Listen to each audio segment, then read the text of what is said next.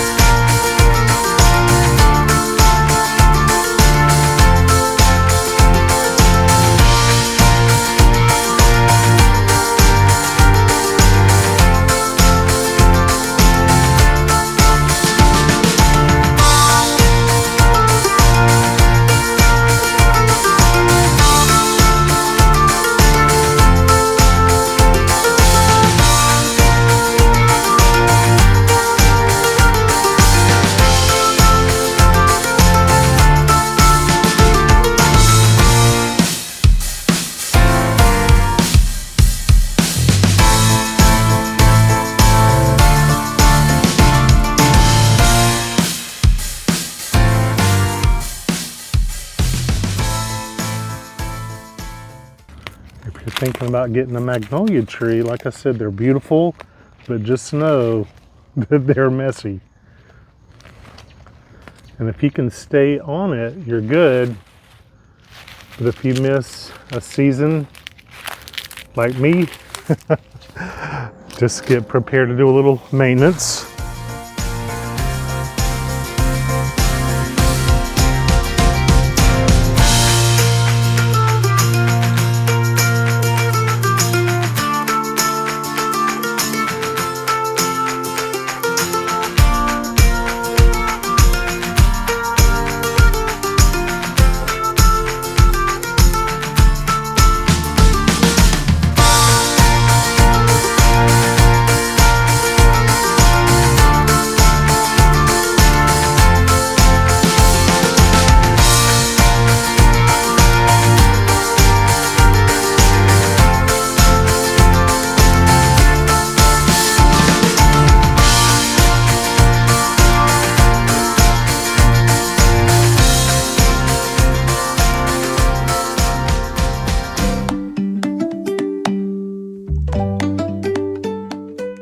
This is the bed here. I just have it outlined in a brick border.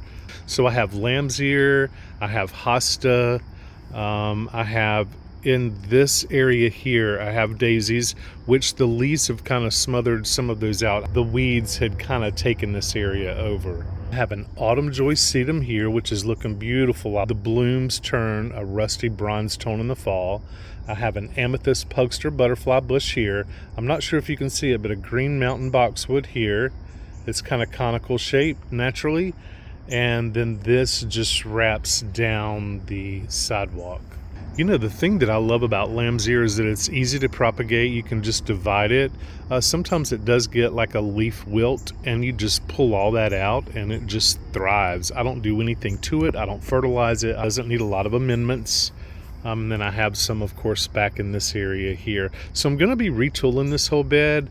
I need to take some things out. These hostas, I don't know if they're competing with the roots on with this little gem magnolia, but some of these hostas are really tiny. They're called mouse ears. I do need to get some paint going on down here on the lattice.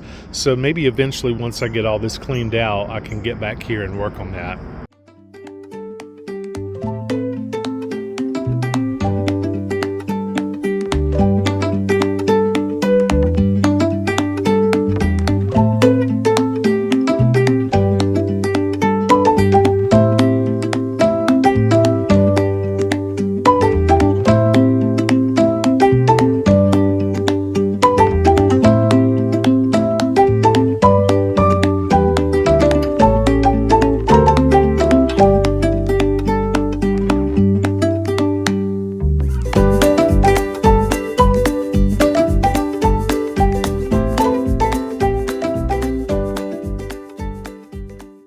This is the amethyst butterfly bush. It's a great size. It doesn't get out of control. It's usually covered in blooms.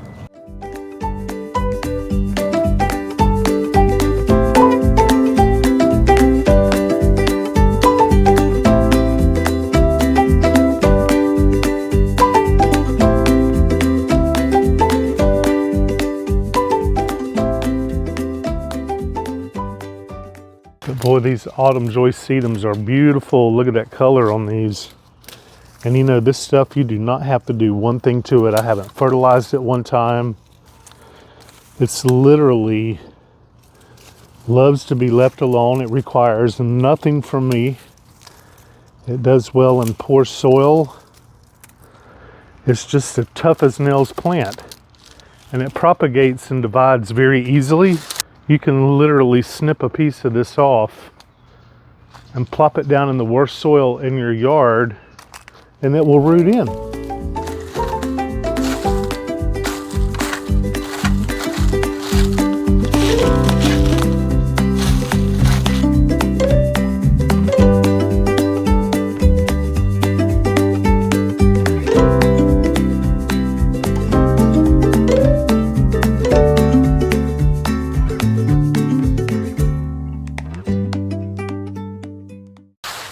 So that's a lot of little gem magnolia leaves, y'all. So just remember, they're beautiful trees, those little gems, but they do drop a lot of leaves. But anyway, this is a great rake. This is a Fiskars little rake. It's small. These tines are very flexible. You can get into tight spaces. I will try to remember to link that down below.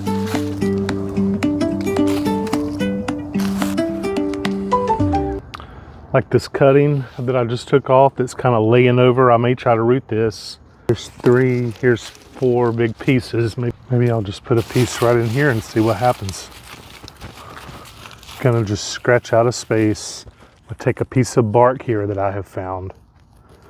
And I'm just gonna work a little hole here.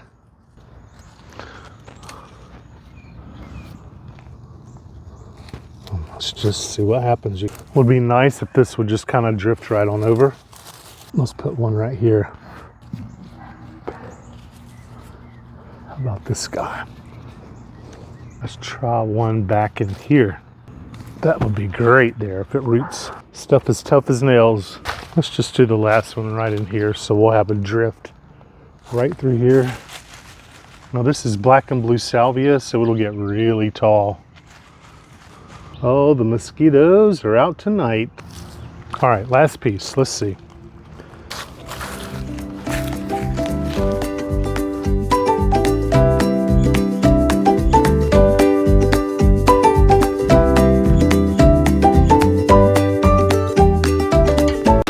So the city of Charlotte is requiring us now to use these recyclable paper bags to put all of our yard waste in. We can no longer use the big black heavy duty plastic yard waste bags that we did for years because of all the plastic. So now we just use these recyclable, and I'll have to say they're pretty durable. I was very skeptical of them at first. I thought they would fall apart or they would rip easy, and so far they have proven me wrong. So we just fill these up and place these by the curb. You can pick them up anywhere, Lowe's, Home Depot, Walmart, of course, that's where these came from. And I think you get like 4 in a bundle or in a pack, and they're probably, what is that, about 3 feet tall. So they're pretty sizable. And they're just trying to keep all that plastic out of the landfill, which I can understand. Back in the spring when I cleaned this whole walkway up, well, surprise, here it is again. I was trying to eradicate that meteorite verbena that had kind of spread itself all around, and some of it is coming up in the cracks again, but it's very easy to pull up. There's just so many areas and zones in my yard, it's just easy to forget about and neglect. And I will be giving you a garden tour here soon. I'm just trying to get things a little cleaned up first. I don't want y'all to be shocked and horrified, but honestly, I'm ready to get to the fun stuff, which is all the planting. You know, I've had those 2 big trees taken out in the front, those Bradford pears. And I'm probably going to be having more trees taken out in the front.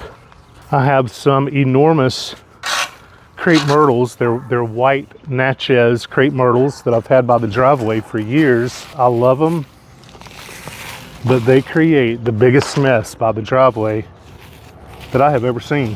And you know, whenever I built this home 25 years ago, it was a blank slate.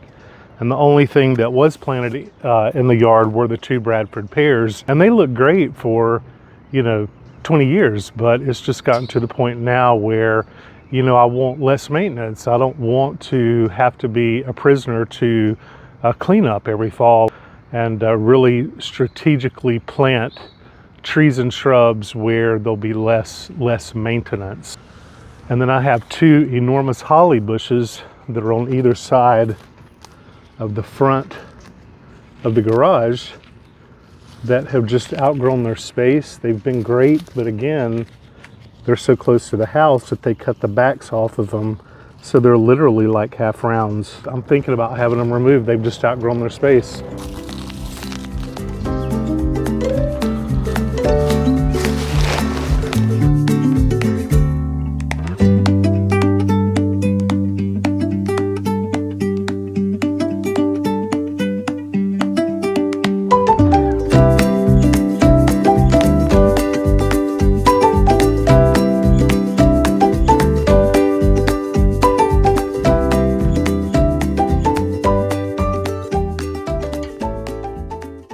So as you can see, we have a gap here. So I'm going to go ahead and just separate some of this lamb's ear and fill this gap in. I'll just loosen the soil up a bit, hopefully not run into too many roots.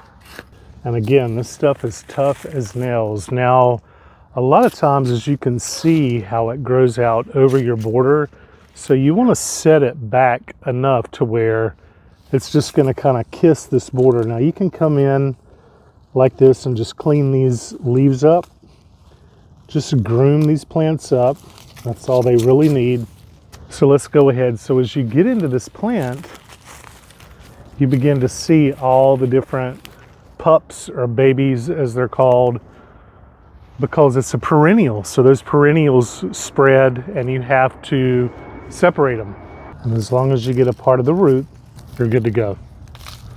So here's one little start here. So I'm just going to clean it up and we're just going to pop it in. Now, of course, that's a small piece. I could take a big whole plant here, but I just decided to go ahead, dig the whole clump up in order to separate it a little better. There you go. All these little brown leaves, just pull them off. Anything that looks damaged or wilted or not nice, just groom that right off. This is Helen Von Stein lamb's ear. So we're going to go right in.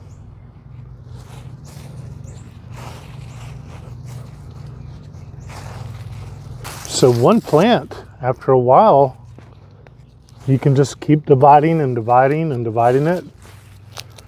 And we're gonna go right down this line to the pugster bush, and just, since this is a low grower, I like to keep it towards the front of your border.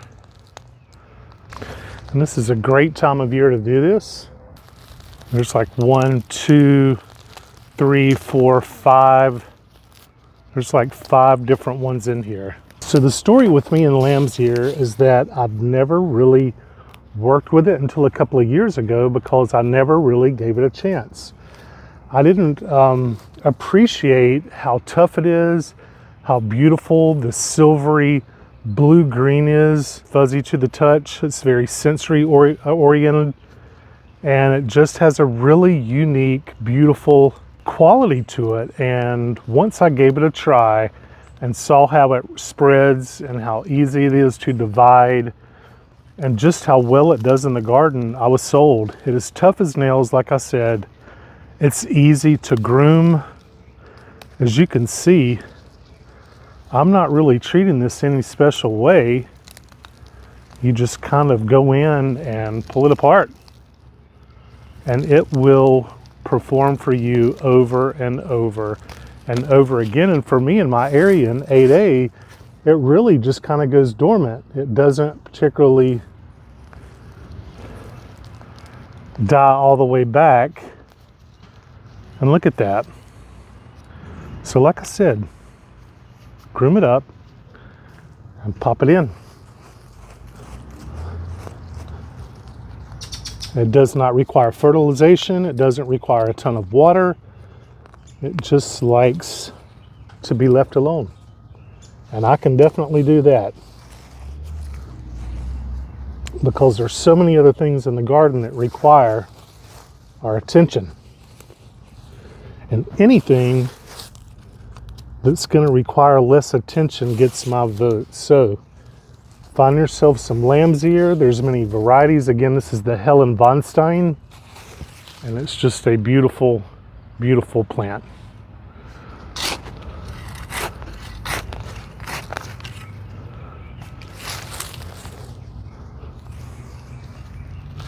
Now here's 2 really nice ones right here.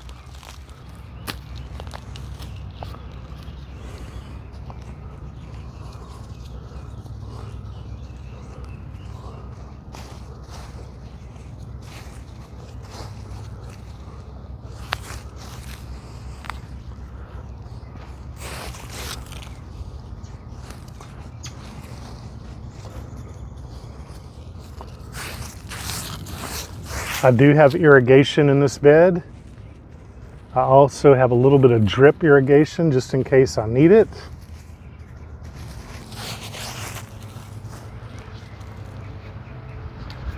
I have been so busy getting my infrastructure reorganized with the decks, the deck boards, the patios, getting everything cleaned and sealed and pressure washed, and you know, containers painted and trees taken down and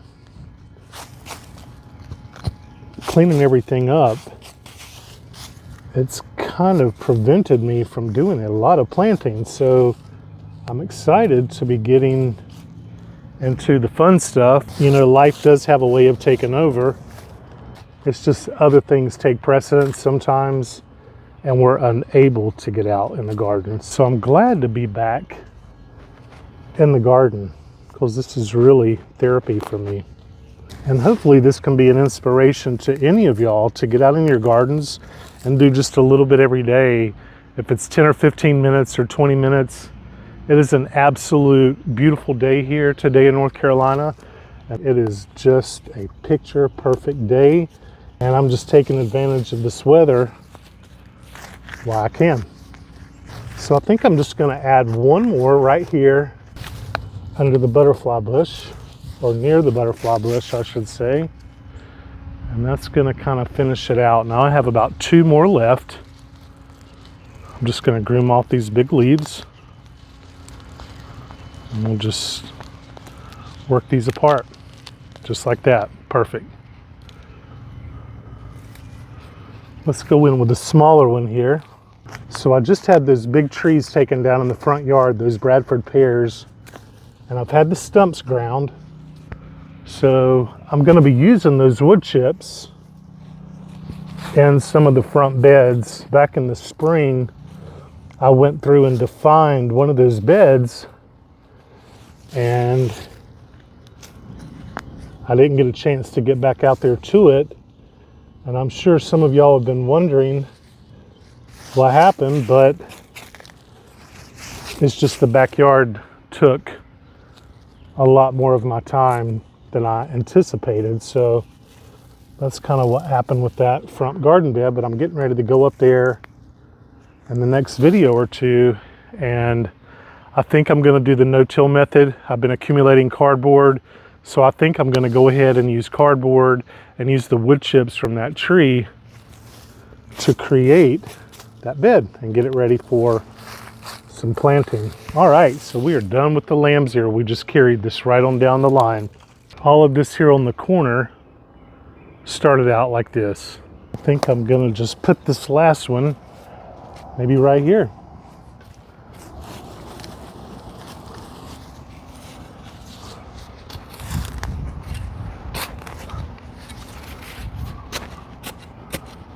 This little shovel sure has been a lifesaver. It's not a gigantic shovel. It's easy for me.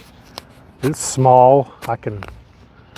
I use big shovels, but in the flower beds, this little shovel comes in really handy. Look at that soil, looks great. Here in North Carolina, we literally have red clay soil. So it's nice to see that the amendments really do pay off.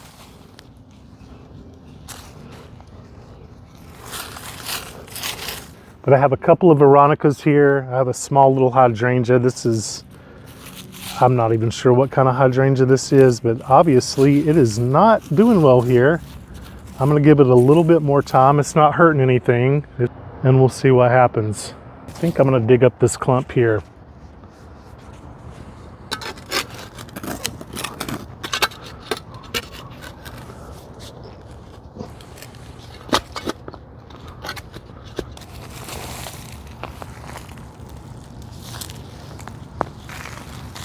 Just like that.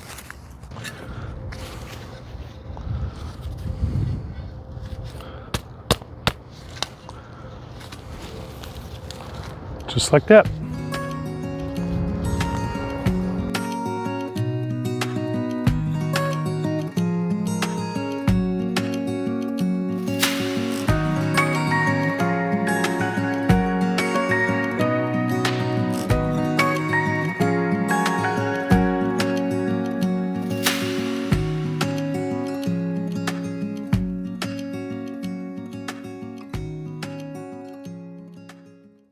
So to come in and clean this up, it just gives us good airflow again.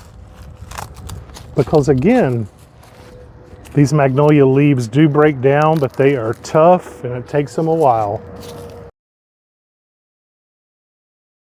This is a daisy here. Daisy here, daisy here.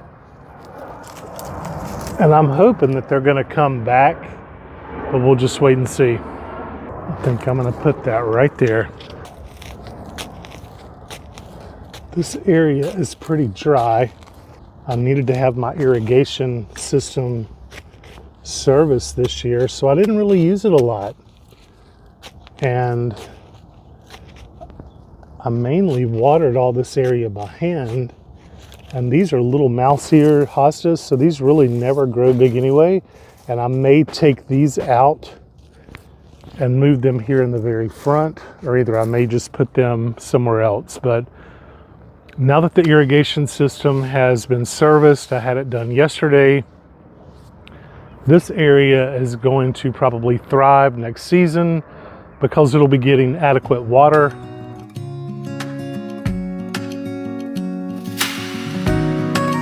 So just tuck all those roots in.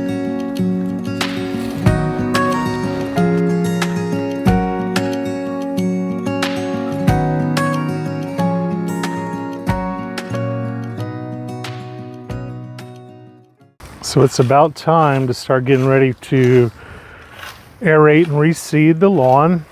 So there's a lot of thatch in this lawn, and for those of you who don't know what thatch is dead grass clippings.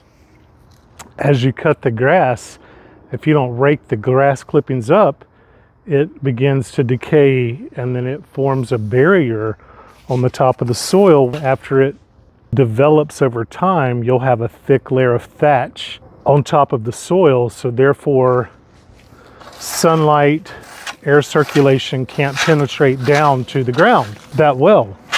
So once you go in and do what they call dethatching your lawn, that's when you go in and rake out all the old grass that has decayed on top of the soil. And once you dethatch the lawn, then you come back in and you aerate, which is poke little holes all in your lawn surface, and then you come along with your grass seed and starter fertilizer, and all the grass seed and the fertilizer goes down into the little holes from the aeration, and then it also provides better air circulation and water to then go in, germinate that seed, and then we have nice grass popping up.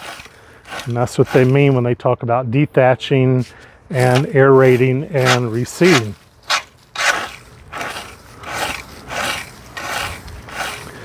You can do it in the spring and fall, but it's, to me, better in the fall because it's cooler.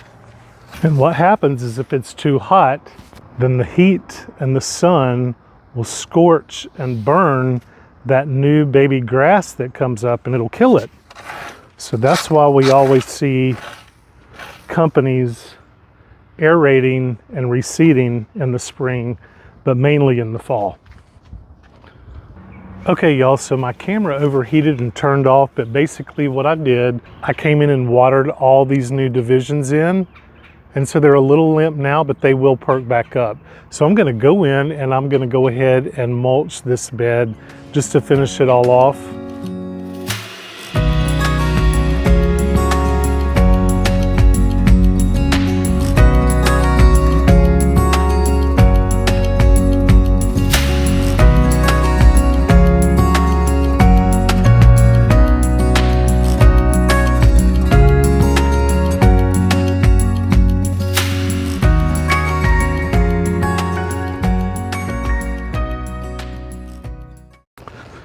And this is the type of mulch I'm using. It is a premium black mulch. Okay, 12-month color guarantee. It is probably a dyed mulch. This is 2 cubic feet. And it makes everything just look great.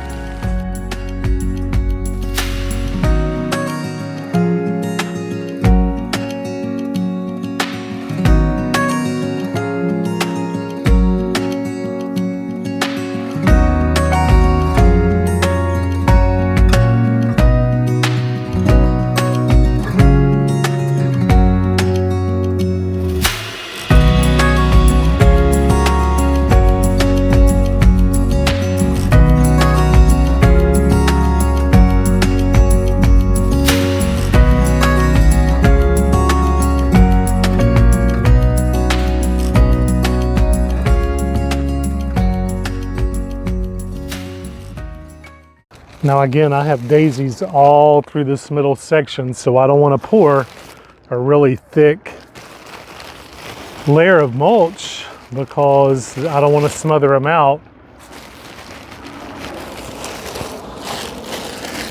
in case they do come back. So I'll just put a thin layer, and hopefully if they're still alive under there, they'll push through. And if not, the other ones, I'll divide them and spread them out, because it's nice to have your lamb's ear in the front, then have a layer of daisies behind, and then maybe autumn joy sedum. And these beds are always changing, and sometimes I take things out and put things in, and that's the beauty of perennials.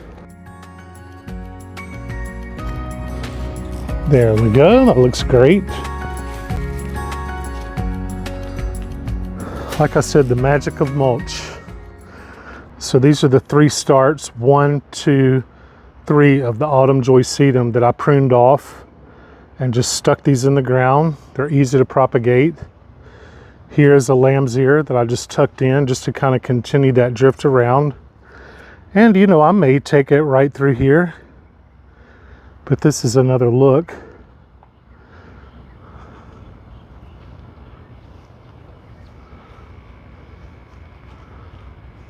The sun is just right on this bed right now. The deck wraps down onto the lower patio. You walk around, you come down, which brings you into the backyard, and then this wraps back around, right back up on top of the deck again. So this is the little Jim Magnolia.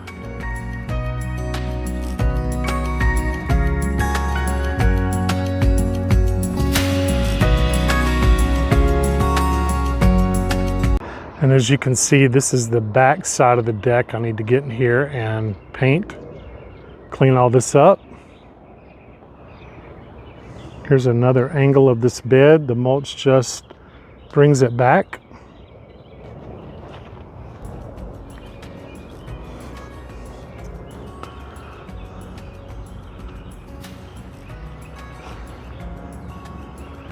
But I'm looking forward to all of these little divisions taking root and really filling in this bed and wrapping it around.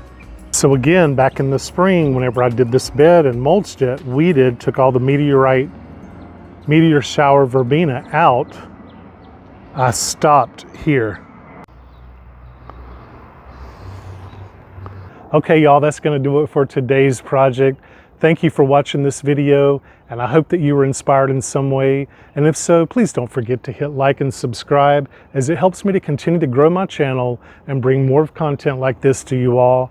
And as always, thank you for watching Gardening with Grayson, and I will see you in the next video.